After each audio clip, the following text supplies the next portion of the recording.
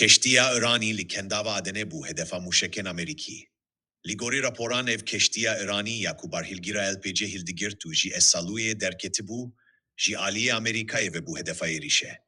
Keştiya Îranî gaz û şîlekên ku divyabû radestî Hûsyan bihata kirin hildigirt. Piraniya ekîba keştiyê ji aliyê keştiyên bazirganî yên nêzik ve hatin rizgar kirin.